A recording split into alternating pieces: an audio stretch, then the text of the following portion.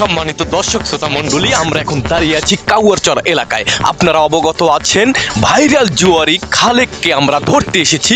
আমরা আজকে তার সাথে কথা বলবো, জানবো যে এই জুয়া খেলে সে কত কোটি টাকার মালিক হয়েছে।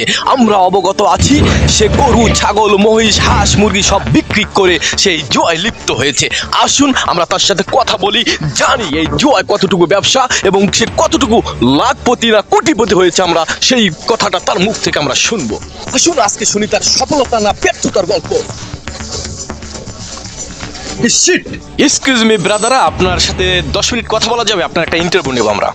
আপনি কোথা থেকে আসছেন? আমি লরচর টিভির পক্ষ থেকে এসেছি। আমি জানতে চাই আপনি জুয়া খেলে কত কোটি টাকার মালিক হয়েছেন, না আপনার কত কোটি টাকা লসের ভিতরে আছেন? একটু দয়া করে যদি একটু বলতেন।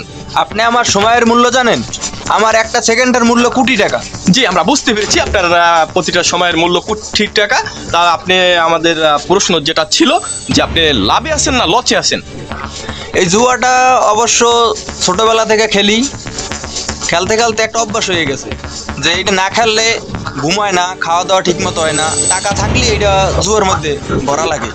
জি, সেটা বুঝতে পারছি। আমরা শুনেছি যে শ্বশুর বাড়ি থেকে আপনাকে যে ছাগলটা উপহার দেওয়া হয়েছে, আমরা জেনেছি সেই ছাগলটা আপনি বিক্রি করে জুয়া খেলেছেন।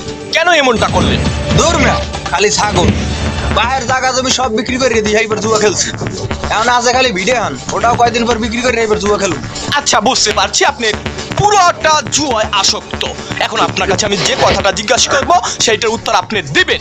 এখন এই মুহূর্তে যদি আমি আপনাকে 1 লক্ষ টাকা দেই, সেই 1 লক্ষ টাকা দিয়ে আপনি কি করবেন? এখন 1 লক্ষ টাকা দিলে সোজা বিকাশের দোকানে যামু, যাইয়া মোবাইলে লোড করমু, তারপর আবার জুয়া খেলমু।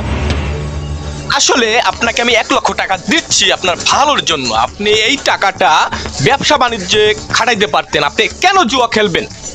জুয়াটা এমন একটা জিনিস, 1 লাখ টাকা যদি ভরি, এমন কিনা 10 লাখ উঠতে যাইতে পারে এক টিপে, আবার না কিনা নাই। যে আমরা শুনেছি আপনি কোটি কোটি টাকা লস খেয়েছেন। এখন এই যে আপনি লাভের ভিতরে নাই, আপনি জুয়াটা কতদিন খেলবেন? যতদিন লাভ না হবে। যতদিন লাভ না হবে অতদিনই খেলবো। জি, দর্শক শ্রোতা মণ্ডলী, আমরা বিষয়টা বুঝতে পেরেছি।